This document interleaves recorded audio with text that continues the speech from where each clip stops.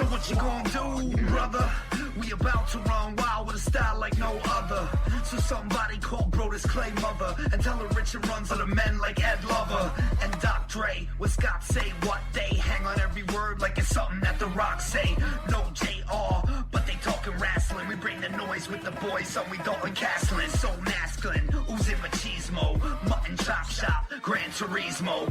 No free throws, snarl hoops and heels. It's D-Bron's retirement, give you the super feels. Straight shoot, it's real. Drop a pipe bomb, get rid of the bull like the Rock's right arm.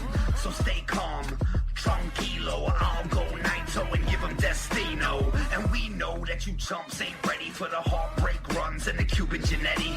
They drop it heavy, tag team it like Teddy. Long go strong with the heat like Eddie. So steady like when Taker walked the tightrope. Spaz like Taz with the mic and a tight choke. Dirtiest player in the game with the eye poke. 1988 Macho Man on a line of coke. These other cats are a waste, they boring. Illegitimate sons like Jason Jordan. And Richard Runs never give him respect unless they going on air with a broken frickin' neck. So bounce like Papa Pump's pecs. Every time they get down, they bound to catch wreck. Y'all don't know nada, they the Okadas. You're the Washington Generals, they the Globetrotters. A whole lot of podcasts in the scene, but Richard Runs running wild is the cast of your dreams. So it seems these two is too sweet. Bullet Club pulling up with schemes to delete. So retreat, we steal, we cheat, but I never lie, I swear on these beats. And these two got some styles for you, but what you gonna do when they run wild on you? Oh, hell yeah. It's the Big Dog Red Titus, and you're listening to the Running Wild podcast. Because if you're trying to run wild, this is the place to do it. Do you want to let everyone know that you get it? Do you not want to be a Melvin? Well, then listen to the Running Wild podcast. And if you don't, you know what you are. I'm the last real man, Silas Young. And if you're any kind of man, you'll be listening to the Running Wild podcast. Hi guys, this is Mandy Leon, and you're listening to the Running Wild podcast. This is Sam Adonis, El Juro de las Chicas de CMLL, and you are listening to the Running Wild podcast. Welcome, ladies and gentlemen, to a special edition of the Running Wild podcast. I'm your host, Rich. I'm just going to run down some of the WrestleMania cards that occurred this weekend. You know, we have our normal show. Got a chance to watch it with my buddy Runs. Unfortunately, he is not around today. But I thought it would be a good idea to just run down some of the shows while they're still fresh in my mind before we go into our regular show for the week. So here goes nothing. We're going to start with Supercard of Honor 12. You can check out my full write-up of that over at ROHworld.com, pwponderings.com. This was a very long show. I think it surprised many by how long it was. It kind of went to about 4.5 hours long, which was a bit of a surprise altogether. The pre-show started at 7:30 p.m. Eastern, and that went on Facebook. I think one of the things that made everything a little bit longer is the pre-show ended just about after 8, and they actually had a break until 8:30. So the pre-show was on Facebook, and I got a chance to watch that. You had Kelly Klein versus Mayu Iwatani in part of the semifinals for the Women of Honor tournament. This was a good match between the two. Iwatani has shown that she is really a good star, and hopefully she returns more often to the Women of Honor division.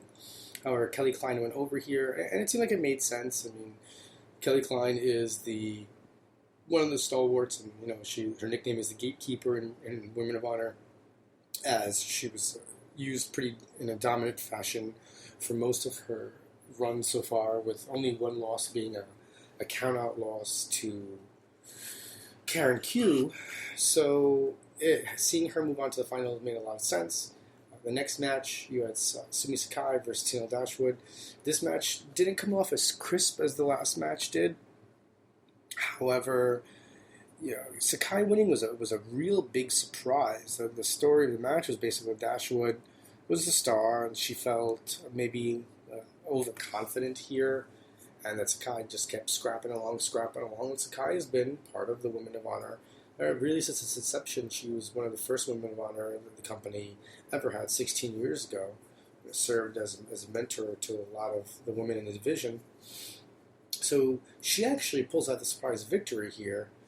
And, you're setting up you have Sumi Sakai, who's one of the originals, versus Kelly Klein, who really was the most dominant since the division was rebooted, essentially by Mandeleon and Diana Peraza a couple of years ago. So that was the pre-show. The stream went well. I saw that there were about 2,000, maybe a smidge more people watching before the end. So I thought that they used that really well. I didn't have any problems with that feed at all. Logging into Ring of Honor Wrestling.com was a little bit more difficult. There were a number of 503 messages. A lot of people were saying that they couldn't get in. And Ring of Honor basically apologized and said that they didn't anticipate the amount of people trying to log in to watch the show, and that it overloaded the servers, but that they're going to work on getting that fixed in the future and getting more hardware. Some detractors are saying, that essentially as a branch of Sinclair Broadcasting, which is, right now really a majority owner, an owner of the majority of stations and local stations across the United States, it's a bit surprising that the hardware wouldn't already be there. So that aside, I was personally able to log in just before the show started. It seemed like they delayed it a little bit, and then when it started, you had a pretty long video package running down all the matches, which I thought was a smart move considering the difficulties they were having. So I essentially did not miss any of the action. The event started off with a very dapper Colt Cabana. He was dressed up. Normally he's usually wearing a polo shirt, but tonight he was actually wearing a button-down and a tie, so I think he dressed up for the event. So you had Jonathan Gresham versus Chuck Taylor kicking things off. I was very happy to see Gresham back. He in many ways represents what Ring of Honor is all about in terms of that. Just a really sound, technical wrestler who could put on a good match with anybody. I thought that was the case here with Chucky T. His time in the company has been very enjoyable. I hope that it's something that he continues to do. I know that they had seemed to have some plans with him and Beretta, but Beretta's injury kind of threw a wrench into their plans. I'd like to see something with Beretta and Taylor moving forward as a tag team, possibly challenging the Briscoes. I think that their friendship angle, the best friends, will play, and their hugging and everything will actually play off really well against the Briscoes' mean streak. But in any case, it was a one-on-one match here. Taylor ends up going over at the end. Basically, Gresham tried to transition from a pin into a submission move, and Taylor basically reversed the roll-up that I believe it's like a Magistrate Cradle that Gresham often goes for, and he reversed into an inside cradle and won the match. Gresham's selling was really on point there at the end. He was very surprised looking, and I think it'll give him a little bit of fire going forward, which is maybe the one thing that he hasn't gotten a chance to show off. His considerable skill set is obviously there on display for everybody. However, I think it's the character connection and seeing his frustration, I think, was an important step forward. Excuse me. Punishment Martinez versus Ishii was next.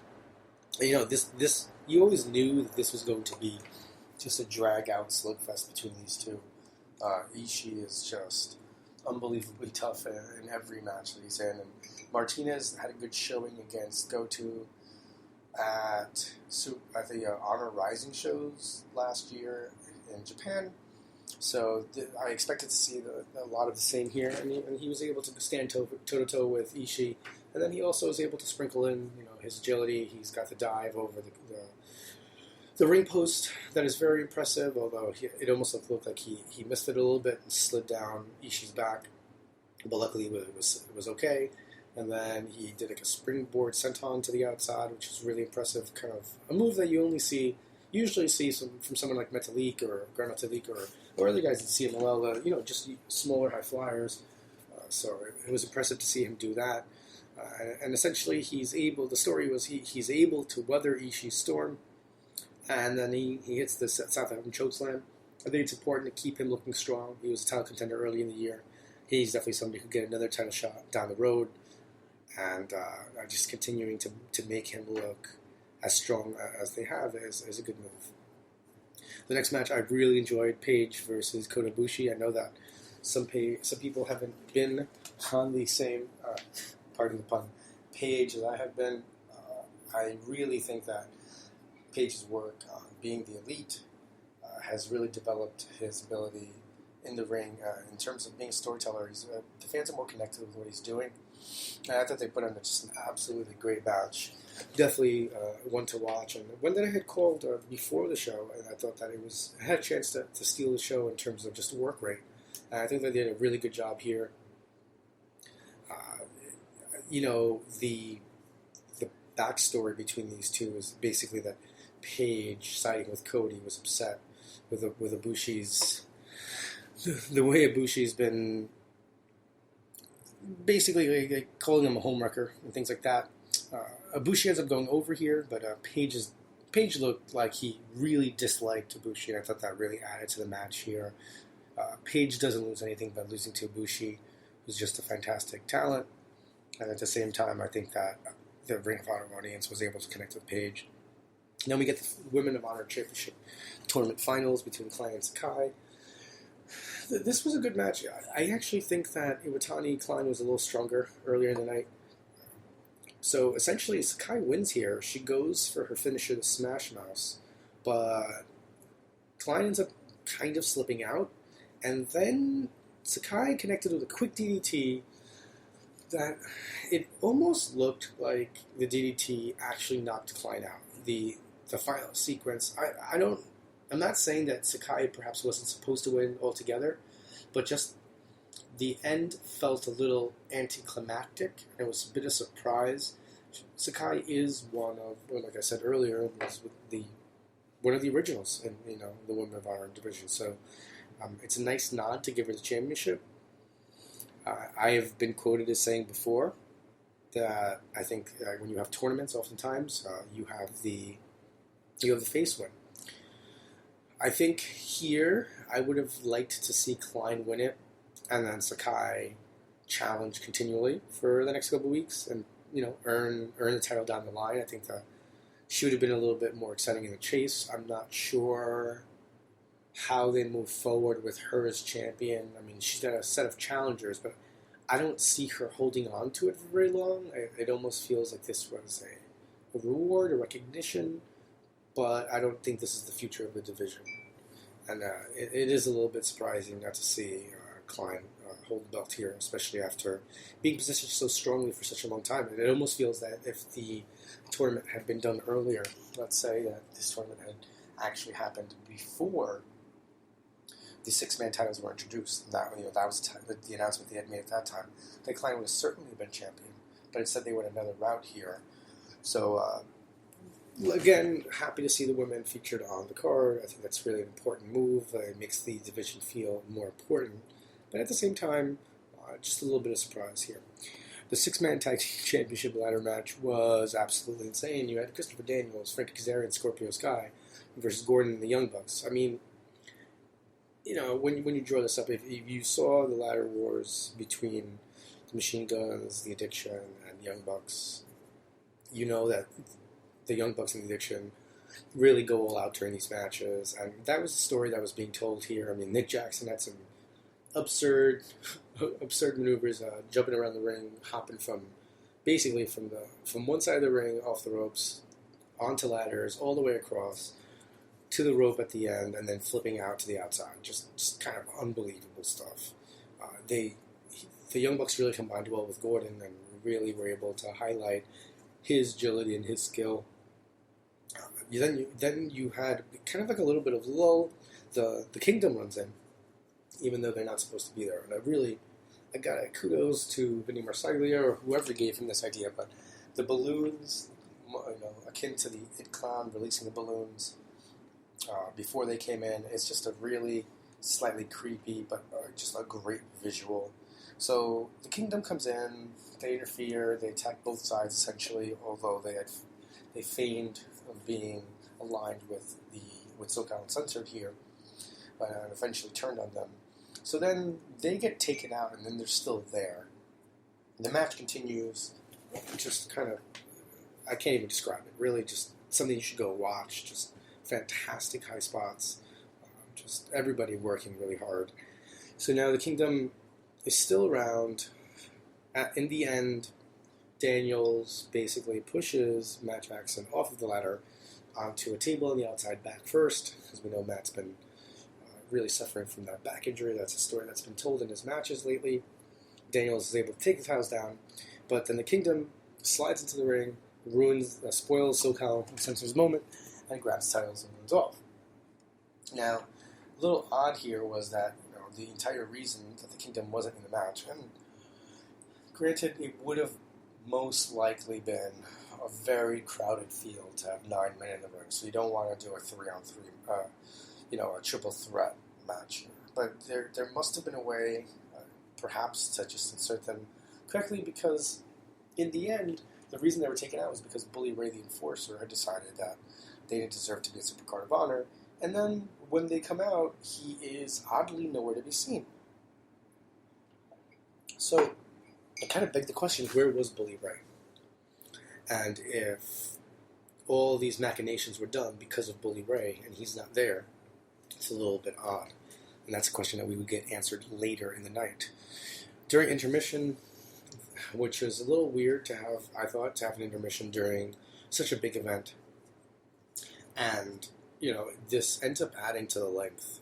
The show does go about 4.5 hours, and you wonder if there really was a need for an intermission. There was a match for the fans at home during intermission, and that was Beer City Bruiser, Brian Malonis versus the Motor City Machine Guns versus Luke and PJ Hawk. This didn't go very long. It was basically a squash match for Bruiser and Malonis to pick up a victory, technically over former tag team champions, without actually getting the pin on them, having, I believe it was Luke Hawk take the pin. So, it makes sense. It was during the intermission. It wasn't truly, in my mind, part of the pay-per-view. It was kind of an extra treat during the intermission period. And while as a reviewer, I enjoyed having an intermission, it was also, I would assume that it was a little difficult, and as the night drew on, this definitely felt like an oddly advised move. The stream did drop during the intermission for some people, but came up right in time for the beginning of the next match. You had the ROH World Tag Team Championships being defended by the Briscoes against Jay Lethal and Tanahashi. I don't know if this was coming off of the intermission, or maybe not everybody was really back in their seats, which would be shocking with talents like this in the ring. But I think one thing that was difficult about the entire show, or this entire match, was that Lethal and Tanahashi never really felt like they were going to be able to win the titles. Just not being a regular tag team. The Briscoes, and I like a little bit of the storytelling here is that, before this event, there was a Champions Challenge where you had the Briscoes taking on Kenny King and Dalton Castle in a tag team match. And Castle and King lost, and part of that story was, they're good singles wrestlers, but they're not a tag team, not like the Briscoes. And that kind of continued here. So basically, the Briscoes end up winning with the roll-up here, just kind of showing that they're a better team overall. It was nice to see Tanahashi there, of course. He's just a rock star. Lethal's always, he's rock solid. You can never really go wrong with having him in a match. So the match was good, but for the tag team championships, I would have liked to see something with a little bit more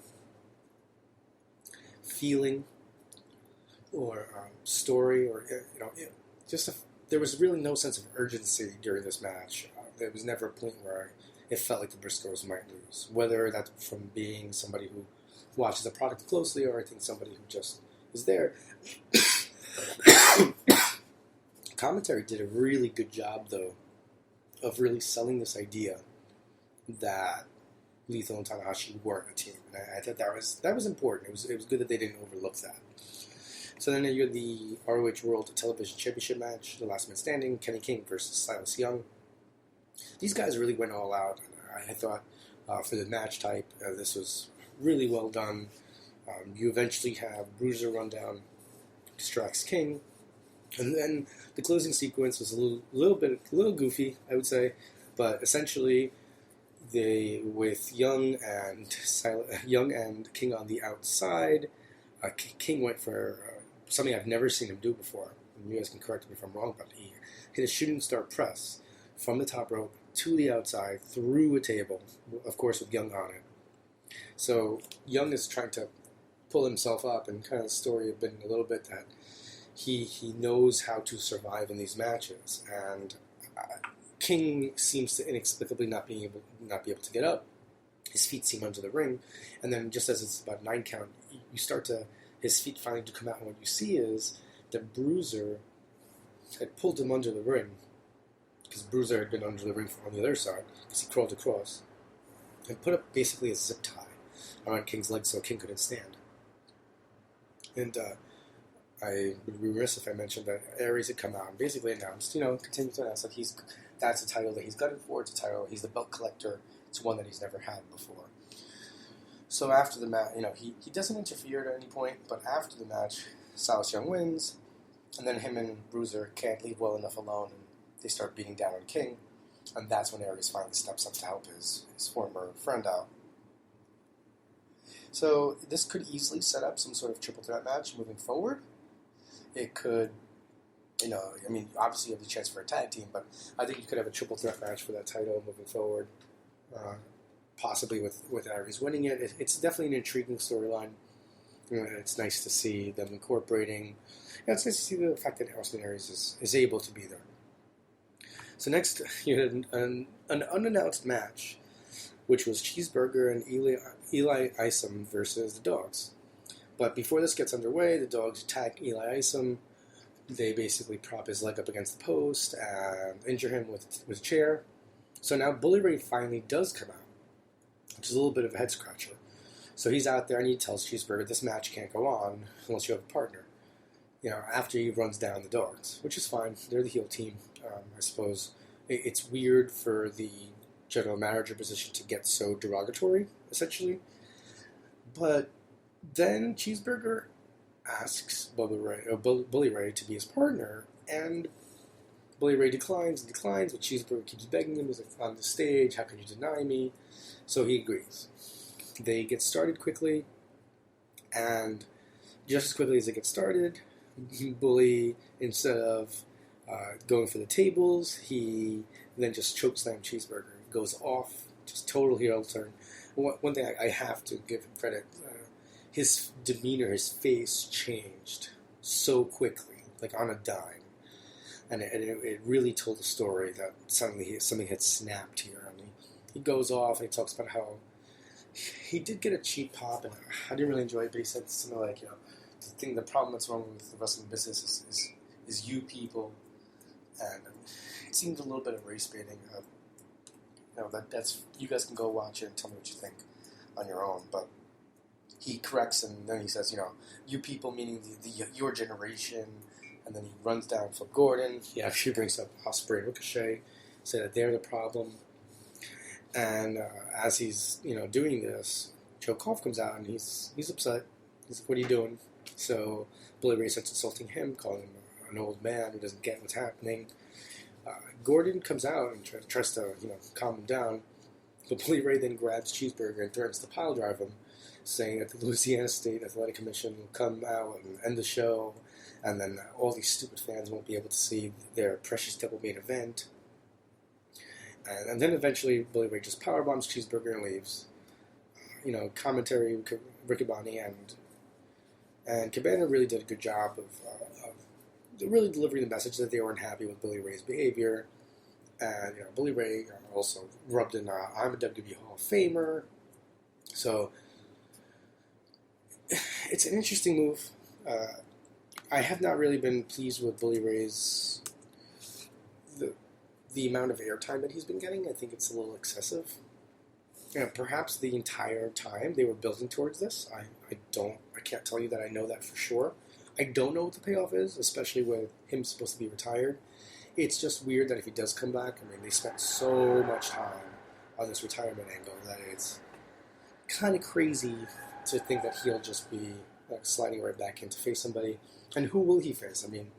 You have the easy feud here, perhaps with Cheeseburger. You also have the idea with Flip Gordon, because Gordon was the one who come out. You could even talk about the Kingdom, who felt like Bully Ray wronged them in the first place. So there are a number of options here, but I'm not sure if any of them are super appealing. I think that once Bully Ray had that last match, final battle, it felt like the end. And then he came back as the general manager, and it just seems like a very odd fit. So next we had 2 matches left. You have the double main event. So the first one up was Cody versus Kenny Omega. A lot of people are surprised by this. I'm really personally happy that Ring of Honor decided to go this route. You know, at the end of the day, the championship, I think, should always be the last match. That's your most important. That's why people watch the show. You know, that your champion is supposed to be your best wrestler, it's supposed to be showcased. I know a lot of people argue that Kenny and Cody's a much bigger draw overall, and that's why people were there. But at the same time, I don't think that you ever really go wrong with putting the title match last. So this was a really fun fight. I mean, listen, Cody, for everything that anyone's been saying, this was fantastic. His character came through well. You had the moment where basically Omega misses Cody and hits Brandy through a table. She gets knocked out. You have a very Hogan-esque moment, and Gordon, who Cody doesn't really love, come out and help his wife to the back. Cody kind of had no idea. Well, I missed at the beginning. It was an odd bit where Bernard, the business bear, was out with Cody. He gets his head kicked off literally by Kenny Omega. And then we never see who he is, so, commentary actually said, oh, well, maybe it doesn't matter, essentially. And I think the entire point was just to kind of keep the camera off him, that he's not very important. So anyway, Omega seems distraught that he hurt Brandy. And after checking on her and coming back in the ring, Cody ends up hitting a crossroads on him, but it only went for a 2 count. So Cody, goes again, and basically we have a ref bump. Paul Turner's crushing the corner. Everyone's down. The Young Bucks come down. They seem to be vacillating between who they're going to super kick, and just amazing positioning. You have Cody and Omega at the far ends when they're deciding who to super kick. When they decide on Cody, Omega starts to crawl over, using the rope to try to get himself up. When they go to super kick Cody ducks. It hits Omega. Cody hits the crossroads and picks up the win. So the Young Bucks seem distraught that they hit the wrong person. Cody afterwards basically tweeted out that the Young Bucks sided with him and he feels vindicated. So definitely not the end of this story, and quite a story that it is. And then you had the main event, Dalton Castle with the boys versus Marty Scurll. This was a very long main event. Some feel, and I think I do as well, that maybe it could have been a little bit shorter. At the end of a very long show like this, I think it was just a difficult task for both these men to pull off. There were definitely stretches where I thought were really fun. Cody's powder spot came back to bite him, essentially, and he got it in his own face, and there was a little interaction with Todd Sinclair, where Todd Sinclair tried to help him get it off, and Marty Scurll must have thought that it was Dalton Castle, so he breaks Sinclair's fingers, preventing him from making the count later when Castle had Scurll wrapped up. They had a bunch of chicken wing teases and submission teases, but in the end, you have... oh, by the way, you have Nick Aldis there sitting ringside, which is interesting because you have this idea that now the NWA Championship might be defended there. So you have a guy from Impact, you have a guy representing the NWA here now at the end of the show. So definitely a lot of eventful stuff going on. But despite the fact that Aldis tried to help Scurll take the victory here, Castle comes away after hitting a bang ring with the title and the win. I never really thought that. Before the show, I didn't think that Castle was going to lose. It just seems a little bit early in his reign. This was Scurll's first shot. Some people felt that the match was too long and that they should have called an audible and made it different. I really enjoyed it. I watched it again after watching it last night, and I think the match stands alone as a really good match. I wouldn't say it's the best match of the weekend, but I thought it was a really good match between these two, and I think that a lot of the detractors just feel like that at the end of this show it didn't fit. But definitely worth your time. I would recommend watching the ladder match 100%. That's definitely one of my matches tonight. If you're talking about not having any kind of stipulations, Paige and Bushi was fantastic. I like the last man standing match. Martinez looks strong. And I think the main event is good. If you watch it in parts, I think the show is much more enjoyable. I think it's just difficult, 4.5 hours. This is coming from someone who's about to watch a 7-hour show and is probably going to complain about that as well. I think wrestling overall fits a little bit better when it's a little shorter. But with that, well, out of the way, thank you guys for joining me. Sit tight. We have a special treat. I got a chance to speak to Matt Taven before the show last week, after he had actually come back from Mexico with the CMLL Welterweight Championship. So we talk about his title win. We talk about his new YouTube project, Travel Taven, where he actually went down to visit a very creepy island of the dolls while he was in Mexico, and his ideas for the future moving forward with that. So a fun conversation, and thank you guys for joining us. I hope you enjoyed the interview. Make sure you guys go over and rate, review, subscribe. Those things really help us out. And share this out as well with your friends. I really appreciate it. And we'll be back for a proper show at the end of the week. All right, ladies and gentlemen, I'd like to welcome to the show Matt Taven. Matt, thanks for joining us. Thank you for having me. So, whirlwind time in your career right now. You just got back from Mexico, and congratulations on your win of the CMLL Welterweight title. What was it like going one-on-one in the main event title match in Arena Mexico on a Friday night? I mean, it's pretty. It's definitely one of those things that you don't realize at the time that you're doing. I mean, I guess a couple of people in the locker room were like, "Wow, great house and stuff," and you kind of peek your head out to the curtain. And I've been in Arena Mexico for some big events and some big crowds, but to sit back and think like you're the main event, you're the title match, and this is the crowd that showed up for it. It's it's one of those things that in the moment I definitely didn't realize, but on like the flight home and kind of looking at the pictures and looking at the videos and looking how big that crowd is, it's just it's something that pat yourself on the back, not at the moment, but probably years down the line you'll look back at it and be like, wow, that I did do that. So it's one of those things that still hasn't really kind of sunk in. I mean, the title win itself was a great accomplishment and something I could really be proud of in the moment. But to main event on a Friday night, have that kind of crowd, it's not like an anniversary show or one of their other bigger shows that are marked on the calendar every year is an accomplishment that I think is going to take a little while before it really sinks in.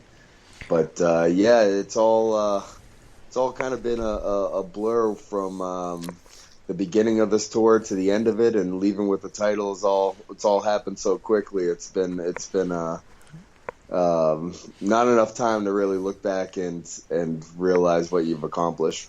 Was that one of the largest crowds you've been in front of? I would have to say so. I mean, me and Ultimo Guerrero probably wrestled at the Legend Show last year. I would assume that's a bigger crowd. Sumo Hall was sold out when me and Bennett won the titles. So that crowd's probably up there as well. But, I mean, I don't know if it's the biggest one, but it's definitely up there. But, again, you've been to Arena Mexico. You know how, passionate that crowd is. So it's one of those things where it might not be the biggest crowd I was ever in front of, but it could be the loudest crowd or, the most hatred I've ever felt from a crowd in one night. It's one of those crowds that you'll definitely have up there on your list. Yeah, you normally go down there, and it seems like you generally are a technico down there, but this tour you went down more as a rudo. Did that change your approach in any way? Well, I think it's from the last time I was down there being more part of the Grand Prix and, going down there and having the red, white, and blue as your country that you're representing and just, being on that opposite side of the Mexican team.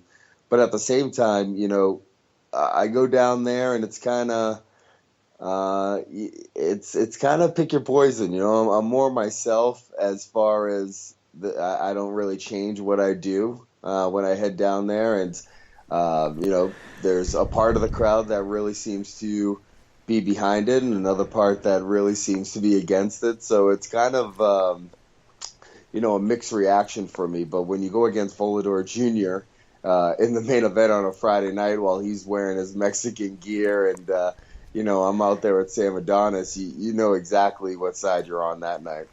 What is it like being on CMLL Informa? I always find that's a very different thing. Yeah, this time they actually had an interpreter for you, but there were some times where I think things were lost in translation because I think you cracked a couple of jokes, but they didn't catch it at all. No, and that's the funny thing is that I can kind of speak, I can understand. I should say I could understand Spanish. I really can't speak it back fluently, obviously, but even close to the way I would like it to. But it's funny because sometimes the interpreters there are pretty spot on, and other times they're a little rough. And I listened to him say back what I said. I'm like, that is about a half of what I said. But or even when they ask the questions, I'll understand some of the Spanish spoken to me or asked of me, and then when they ask it in English, I'm like, I don't think that's what they said. So it's always kind of hit or miss. It's so, I don't know. It's such a strange situation to be on a show where you really can't speak the language and you're trying to kind of figure out your way through the interview as it goes. But luckily, those people are very forgiving of me, and that Informer crowd is usually women and kids during the day, so that seems to be my audience down there. So they're very forgiving of anything that I say. But yeah, I honestly, I really just need to get the courage to speak more Spanish and learn more by the next time I go back down there. Speaking of which, so Voldor was champion for 1,337 days. Yes. And you said you love being down there. Now that you have the title, is this going to change how often you are able to get down there? I mean, I would assume that there is plans for me to be down there maybe a little bit longer and stuff. Again, though, with my Ring of Honor schedule, that always is my top priority. So making it back and forth is probably going to be a little bit of an issue. And, it's about plotting out times where, I don't have Ring of Honor commitments where I can spend a significant amount of time down there. But at the same time, with more CMLL guys coming up to Ring of Honor and, obviously this kind of triangular partnership between New Japan, Ring of Honor, and CMLL, it's one of those things where I'm sure there's probably going to be title matches in Ring of Honor or, elsewhere. So, defense of the title, I'm sure is going to happen one way or the other. Obviously, I'll make it back down to Mexico, but I can never say for sure how long I can stay down at one point or another, just because of Ring of Honor commitments. But again, I love going down there, so whatever I can make work, I will. You don't want to you don't want Jack Tunney to strip you of the title for not defending in 30 days. Exactly. So now that you've won the NWA Welterweight title, how do you think this is going to change what's going on in Ring of Honor? And, Bully Ray just pulled you and Vinny Marseglia and TK Orion off of the Supercard shows, but you're an international champion. How do you think that's going to change things? Well, I think it should change Ring of Honor's point of view of things, because it makes them look really dumb when a guy that like you said, is an international champion, but can go, all these different places and succeed, is getting into all these different, I don't want to say altercations with Bully Ray, but in these different interactions with Bully Ray that are leading to stuff like suspensions from Supercard of Honor. Like, how ridiculous does that look when I go down to Mexico and do what I do down there? I'm bringing that belt with me to Ring of Honor. We are going to protest outside of the University of New Orleans this upcoming weekend. And, it just adds more fuel to the fire. It just lets me shove another thing in their face with which showing them, that they're holding down one of their top stars and that he can go elsewhere and do exactly what he says he could do for Ring of Honor. And if they don't, appreciate that, and if they don't see that, then maybe that's exactly what will happen. And, when you were down there, you actually were with Sam Adonis for the first time. I think normally when you're down there, you've been paired up with Marco Corleone. Is that like a pairing that you see happening again in the future, or was this like a one-shot deal? Well, me and Sam found ourselves on the same side, along with Marco at the Grand Prix. And, Marco, unfortunately, right now has got some shoulder issues, which is probably why he didn't second me for the Volador match. But, you kind of look around the locker room and you're like, all right, who can I talk to out there? Who can I, relate to out there and trust? And, there's guys that you've known. I've known Sam Adonis since back up here and in Independence in the U.S. So it's one of those things where, when that partnership's needed, it's always there. And who knows what might happen with it from here on out. And while you were down there, you started a new concept, Travel Taven, on your YouTube channel. Yes, what inspired you to do that? Well, this actually is something that's been talked about for a little bit now. And, honestly, when I think about it, the real inspiration behind it is actually referee Todd Sinclair of Ring of Honor. One day he said to me, or we were just talking, and we usually fly together because he's out of Boston as well. So we're usually on the same flights. And one time when I was first starting out, he wasn't flying back because he was staying to go to I'm racking my mind trying to remember the city. Baseball stadium? All the NHL stadiums. Oh, yeah, I can't remember the exact city that we're in at the time, but he was staying behind to watch one of the hockey games at that NHL arena that he hadn't been to yet. And he told me all about how, he decided that he would use all these different places we would go to every single NHL arena in the league and in the country. And I thought that was the coolest thing ever. And I'm someone that's always kind of, looking for the next adventure. And I feel like we're always so blessed with being able to travel all these different places that not a lot of people get to, not just see, but to travel as often as we do. So, instead of being one of those guys that's like, oh, here's the airport, here's the hotel, the venue, the airport, back to the hotel and gone, I always try to, come up with a couple spots that are interesting. Or, for me personally, I'm a big conspiracy theorist or interested in the obscure and the macabre and like to go find unique places that are along those lines. I can immediately think of the last couple of trips. We went to the Georgia Guidestones, and we always go to historical monuments and museums and different locations that have different kind of history to them. Whether that's something like the Island of the Dolls, which is where I went to in Mexico, that has more of a cursed and creepy and haunted history to it. But it was one of those places that if you look up any top 10 list of most haunted places in the world or creepiest place in the world, that it would always pop up. So being able to go down to Mexico as often as I have been, it's been on my list since the first time I went down there. And, the Travel Taven series is something that I've talked about for so long. And when I was down there and, you have a little bit of free time, being in the hotel as much and kind of finding ways to spend your day, I was like, well, this is the perfect one to start the series on. So I ended up, it was kind of a hassle. Finding the Island of the Dolls in general is kind of if you don't know about it, you're not going to stumble across it.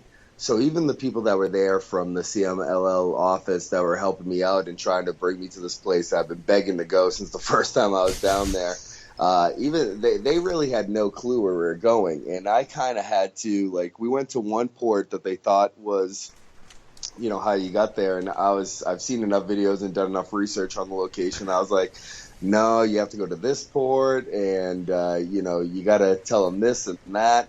And I would tell them all this stuff, and I think they thought I wasn't as serious as I was, because there's a fake island of the dolls that they try to bring all the tourists to, and they try to bring that to us to that island as well. Even though I told everyone beforehand that they're going to try to bring us to this other island, I'm going to say no. And even when we got to this fake island, everyone's like, "Are you sure? Are you sure?" And I'm like, "No, I know exactly where I'm going. This is not it." And they have this little. He's a kid basically pushing this giant boat through these canals, and he tries to work you a little bit. Oh, no, and I told him basically, I was like, "I know where I'm going. This isn't it." And then immediately he was like, "Yeah, it's further down." And I was like, "Okay, thank you. Let's go." So it's like an extra, hour or so out of these, people's way they're doing physical labor pushing you on a boat through these canals.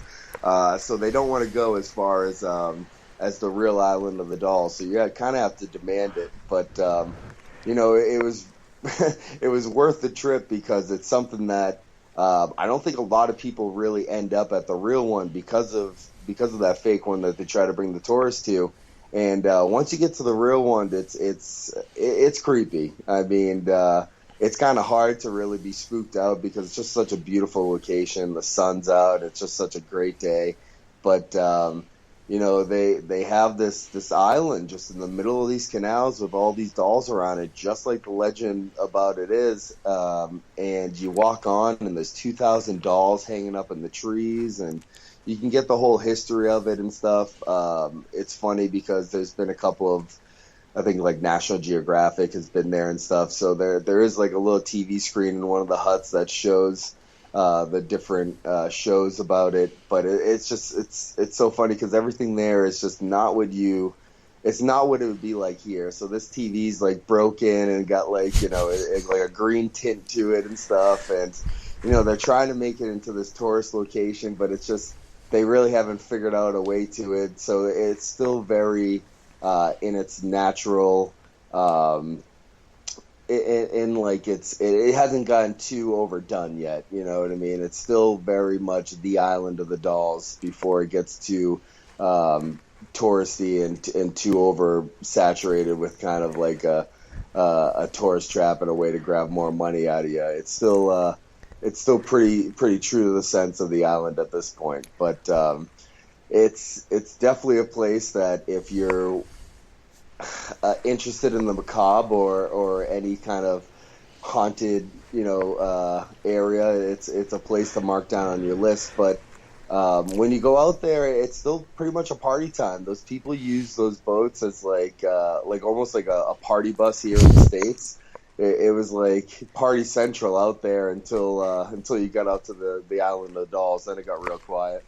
And imagine it would be totally different going at night, because you guys went during the day, correct?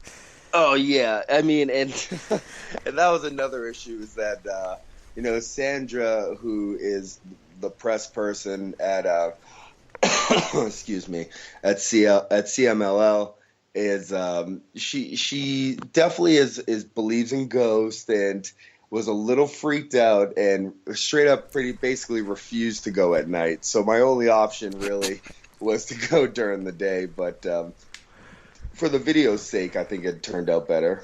Oh no, clearly. On a scale from 1 to 10, how jealous do you think Vinny was that you got to go there and he didn't? Well, that's Vinny immediately was sending me messages and stuff as soon as he knew that I was going out there. But he also told me to take back a doll, and I was like, yeah, you're insane. Like, I don't want, the dolls are disgustingly dirty and have been out in the Mexican sun on this island for years, and who knows what kind of spiders have crawled up inside these dolls. But B, I don't need that. I don't need that curse or that, what might be bad luck. A couple of nights before this huge match in Arena Mexico, that I want to fly back home with this doll. No, thank you. Vinny can go down himself. Speaking of flying back, I just want to wrap up. How is it traveling with going through customs with your title? Is that like an awkward situation? Well, So it's always kind of a situation flying with the titles, and the ring was the same thing, because that came with a giant box as well. So like usually, these big metal objects in your bag will set off the or at least catch the attention of whoever's doing the scanning at TSA. But there were times in Logan where the guys knew us or saw us so often that they really didn't check your bag. But you kind of assume that's going to happen on the way home.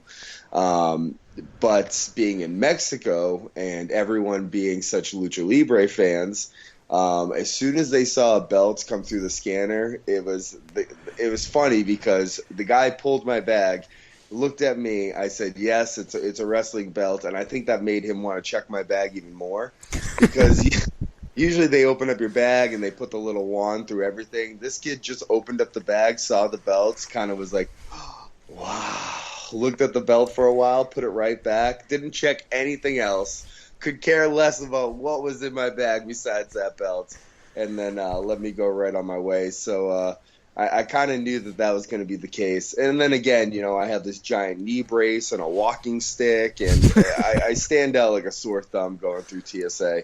And luckily here in Boston, we fly out of the same gate so often that they've kind of let me slide at this point. But it's always a hassle when going through other airports. So I assume now that with the belt, I have to plan some extra time to be stopped by TSA. Speaking of which, you'll be traveling down to protest in New Orleans. Yes. Do you have any spots that you have picked out for your next travel, Taven? Well, New Orleans has a bunch of voodoo spots. There's a lot of haunted places, and the Voodoo Queen herself has a giant crypt at St. Louis Cemetery No. 1 that you can do a little wish to her right there. There's a bunch of you have to make markings on her grave. So there's a bunch of marks on her grave that are previously there, and people that have gone there to make wishes to her in the past. So that if I have time, because the schedule is going to be kind of hectic, I believe that, and maybe one other spot in New Orleans is my next goal for the Travel Taven series. If not, there's actually tons of places up by me in Boston that I need to get on there as well. So I might throw one of those in there. But right now, I came back from Mexico and it's snowing up here, so it's a little different than the weather I was accustomed to a week ago, but a little different than the weather that would be ideal to film in. So. After this, we there's no rest for the weary. The next week we're off to Columbus and Pittsburgh. And Pittsburgh is one of those spots where we've kind of already, me, Vinny, and TK kind of already done like a Travel Taven series just without filming it, because there's Night of the Living Dead scenes that were shot in Pittsburgh that me and Vinny went out to. There's Pet Cemetery ones. So there's stuff that like we almost have to redo because we've gone out there and just done it for our own selves and didn't film it. So, if I don't get a chance to do it in New Orleans, it's going to be so many opportunities to do it in the next couple of weeks, because Ring of Honor is going to be all over the place. And where can the listeners check out all your stuff and your travels? Well, my YouTube page is Matt Taven, youtube.com/Matt Taven, which is the way you can find me at any social media. Twitter is at Matt Taven. Facebook is facebook.com/Matt Taven. Instagram is the Matt Taven. Pro Wrestling Tees is Matt Taven. So if you can spell Taven correctly, which is Taven, it's not that hard. You can find me anywhere. But check out that YouTube series. Hit subscribe so you can see them every time they pop up. All right. Thanks for joining us. Thank you. All right. So with all that out of the way, I just want to thank you guys for joining once again. You can guys follow us on Running Wild LWS on Twitter, Running Wild on Wrestling on Facebook. You can email us directly at runningwildpodcast@gmail.com. You can follow my Ring of Honor coverage over at ROHworld.com and pwponderings.com. And you can follow me on Twitter, Rich_Laconi. I'm finally done with Project Rewatch Mania, but there will be much more fun stuff coming up. And just want to remind you that you're listening to a podcast that is just too sweet. For Rich Rich N. Runs. This is the host of Ring of Honor Wrestling, Ian Riccaboni, signing off. Be sure to join them next week for another episode of the Running Wild Podcast.